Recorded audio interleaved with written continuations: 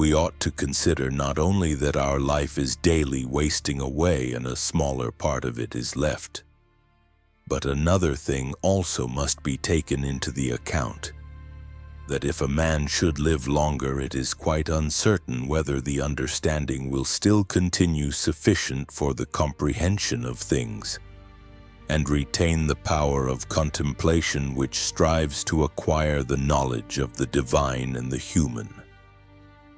For if he shall begin to fall into dotage, perspiration and nutrition and imagination and appetite, and whatever else there is of the kind, will not fail.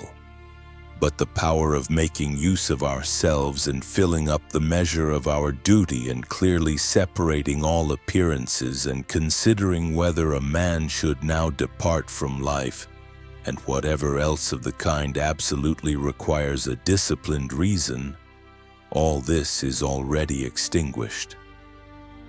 We must make haste, then, not only because we are daily nearer to death, but also because the conception of things and the understanding of them cease first. We ought to observe also that even the things which follow after the things which are produced according to nature contain something pleasing and attractive. For instance, when bread is baked, some parts are split at the surface, and these parts which thus open and have a certain fashion contrary to the purpose of the baker's art are beautiful in a manner, and in a peculiar way excite a desire for eating.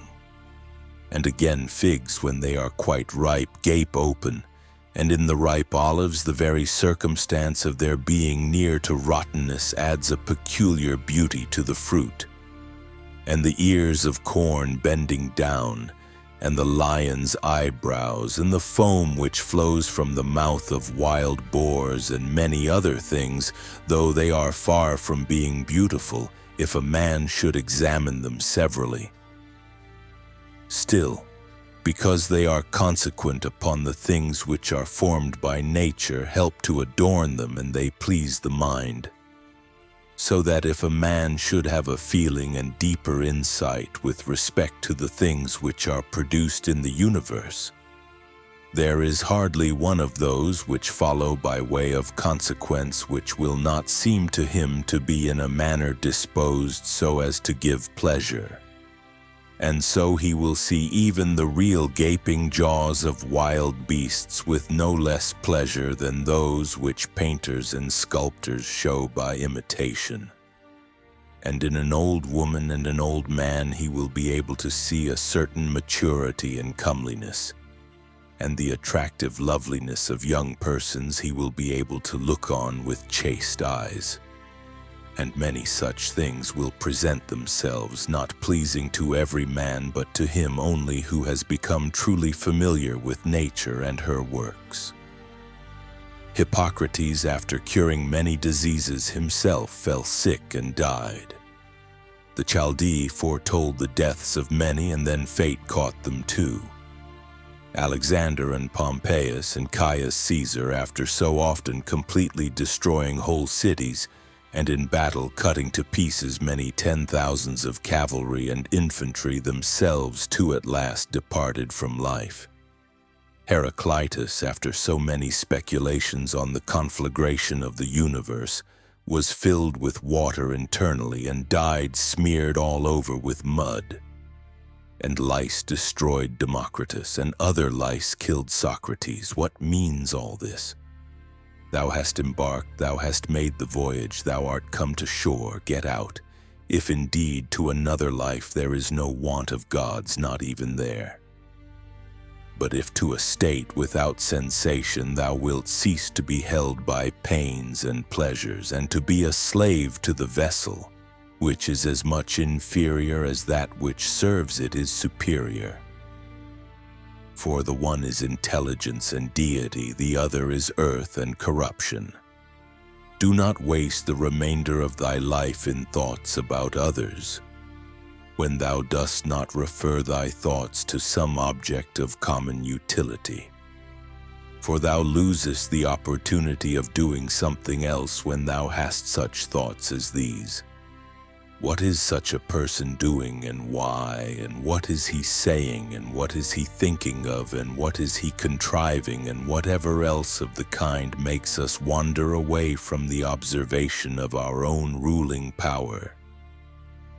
We ought then to check in the series of our thoughts everything that is without a purpose and useless, but most of all the over-curious feeling and the malignant. And a man should use himself to think of those things only about which, if one should suddenly ask, "What hast thou now in thy thoughts?"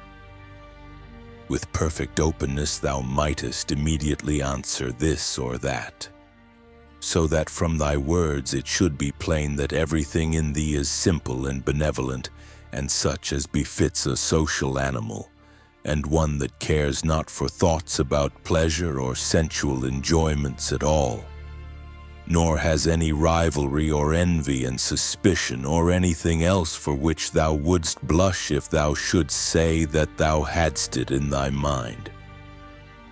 For the man who is such and no longer delays being among the number of the best is like a priest and minister of the gods, using too the deity which is planted within him, which makes the man uncontaminated by pleasure, unharmed by any pain, untouched by any insult, feeling no wrong, a fighter in the noblest fight, one who cannot be overpowered by any passion, dyed deep with justice, accepting with all his soul everything which happens and is assigned to him as his portion, and not often nor yet without great necessity and for the general interest, imagining what another says or does or thinks.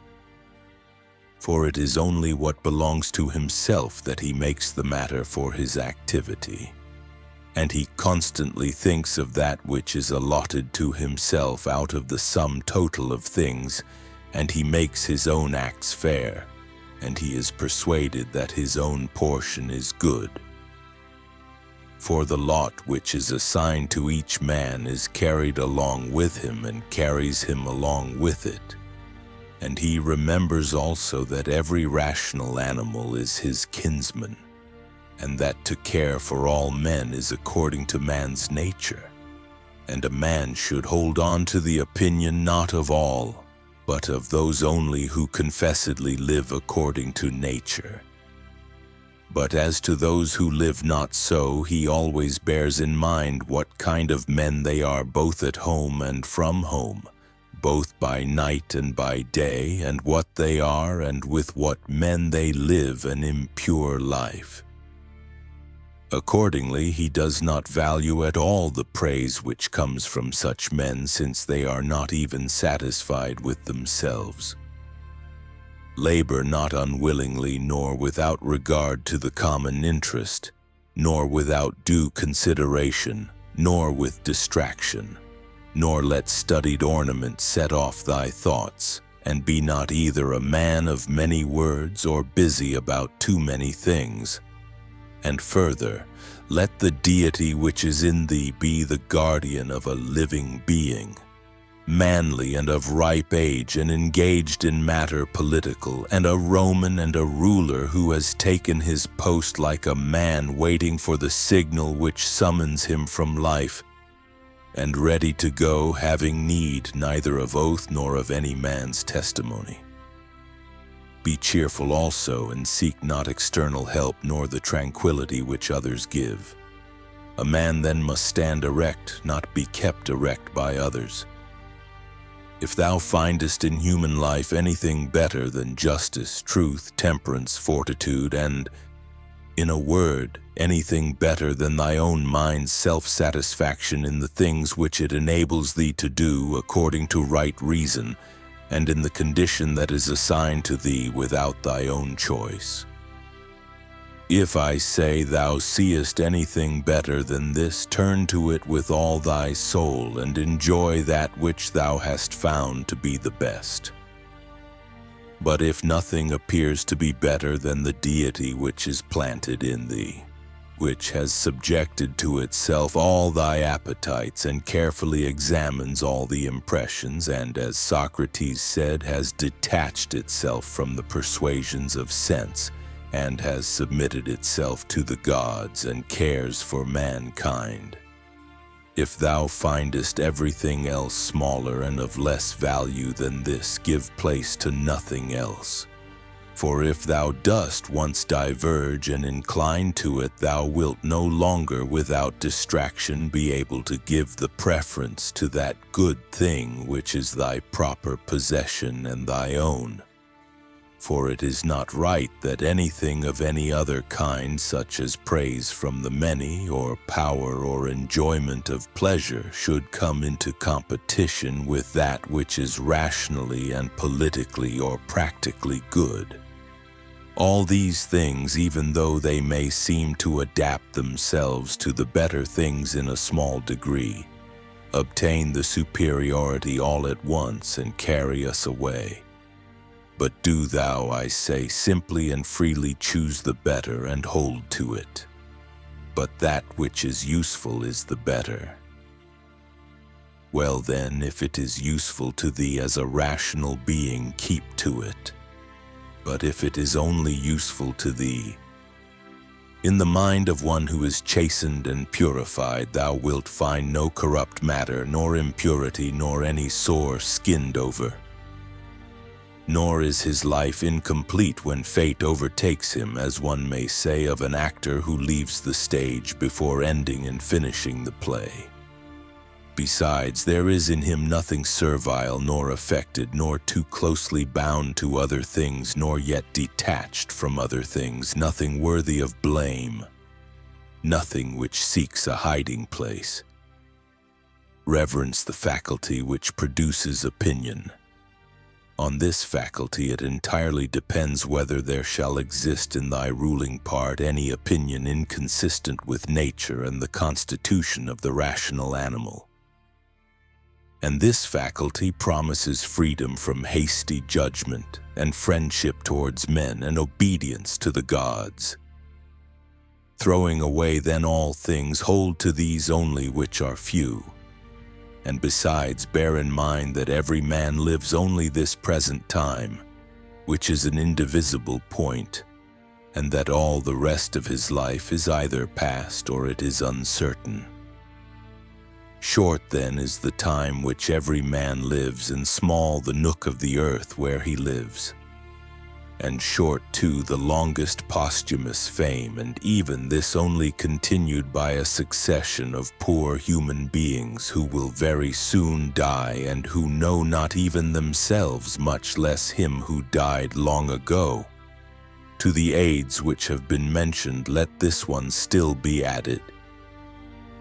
Make for thyself a definition or description of the thing which is presented to thee, so as to see distinctly what kind of a thing it is in its substance, in its nudity, in its complete entirety, and tell thyself its proper name, and the names of the things of which it has been compounded and into which it will be resolved.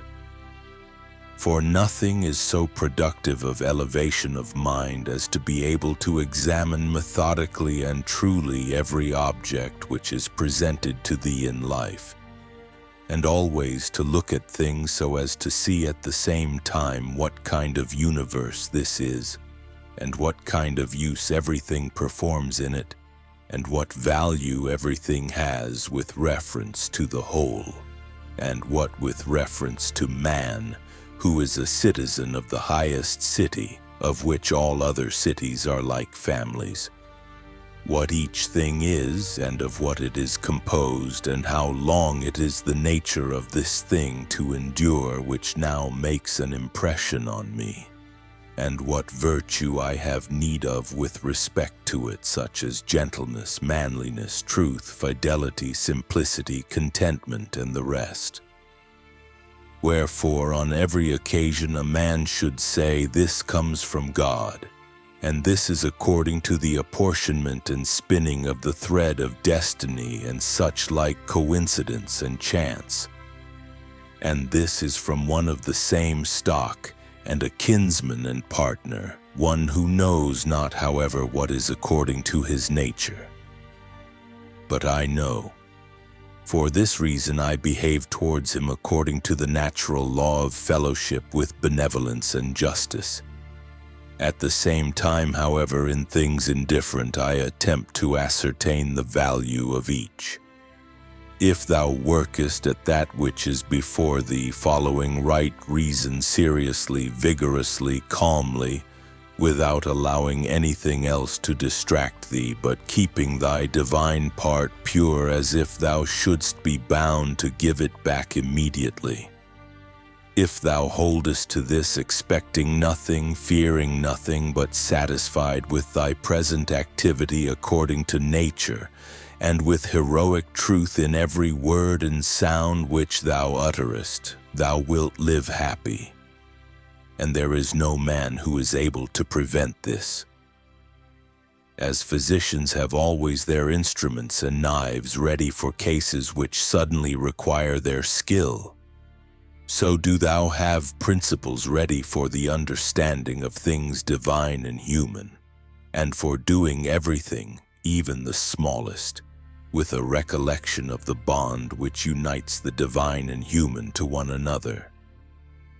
For neither wilt thou do anything well which pertains to man without at the same time having a reference to things divine, nor the contrary.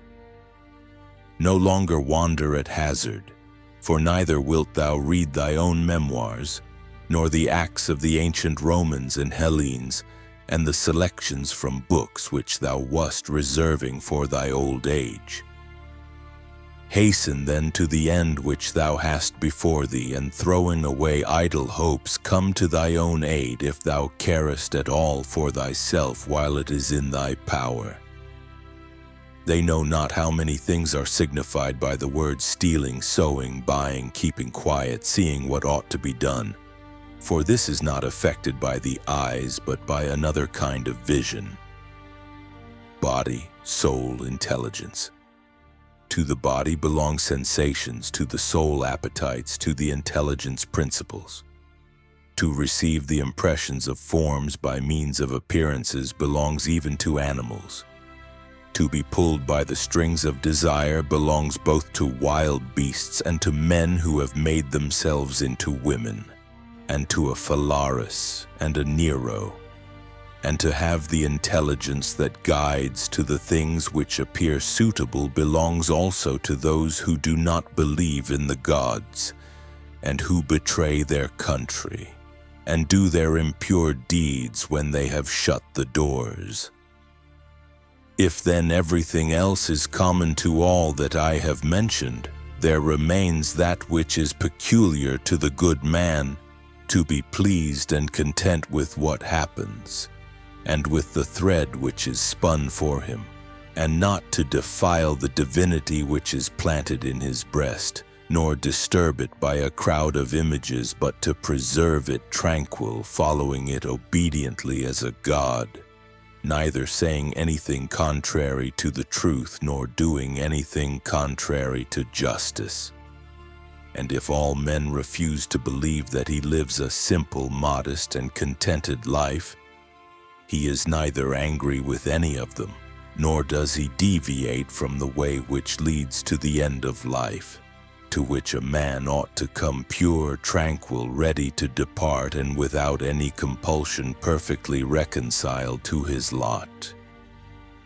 Thank you for watching.